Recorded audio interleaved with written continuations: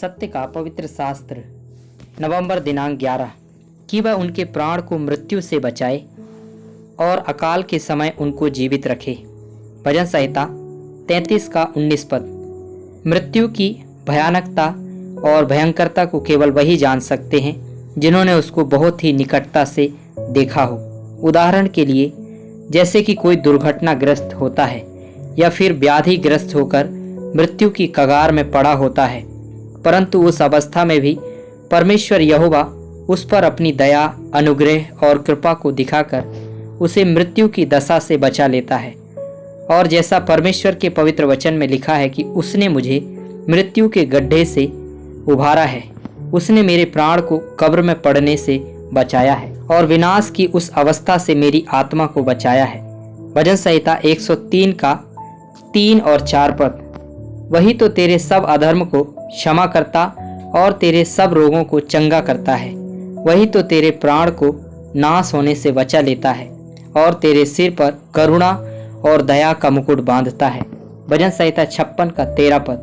क्योंकि तूने मुझको मृत्यु से बचाया है, तूने मेरे पैरों को फिसलने से बचाया है, ताकि मैं ईश्वर के सामने जीवितों के उजियाले में चलूं फिरूं। ऐसा ही अनुभव हम परमेश्वर के दास और भविष्यवक्ता योना के जीवन में देखते हैं, जो कि ऐसी दुर्दशा में पड़ा था जब योना परमेश्वर की आज्ञा को टालकर परमेश्वर की उपस्थिति को छोड़कर भाग जा रहा था और नीनवे नगर को जाने के बजाय वह तरसीस को भाग जाने के लिए उठा और यापो नगर को जाकर तरसीस जाने वाला एक जहाज पाया और भाड़ा देकर उस पर चढ़ गया कि उनके साथ होकर यहोवा के सन्मुख से तरसीस को चला जाए। और उसी समय में परमेश्वर ने बहुत बड़ी आंधी और तूफान को उबारा, जिससे कि अंत में योना को समुद्र में डाल दिया गया। तब यहोवा ने एक बड़ी मछली को तैयार किया जिसने योना को निगल लिया। अब योना जो 3 दिन तक वह मछली के पेट में मृतक जैसे अवस्था में था, और वहां से उसने यहोवा परमेश्वर की दुहाई दी और यहोवा परमेश्वर ने उसे भविष्यद्वक्ता की प्रार्थना को सुनी और उसके लिए अद्भुत छुटकारा और उद्धार का प्रबंध किया।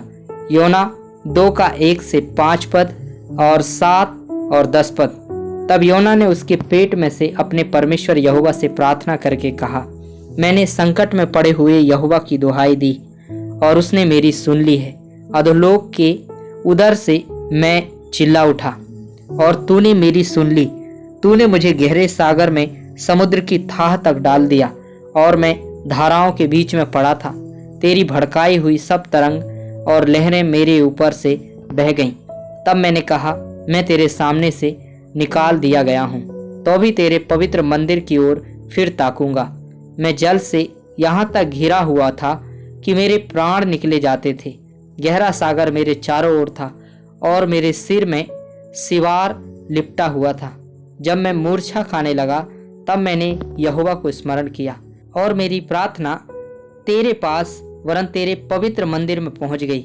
और यहोवा ने मगरमच्छ को आज्ञा दी और उसने योना को स्थल पर उगल दिया।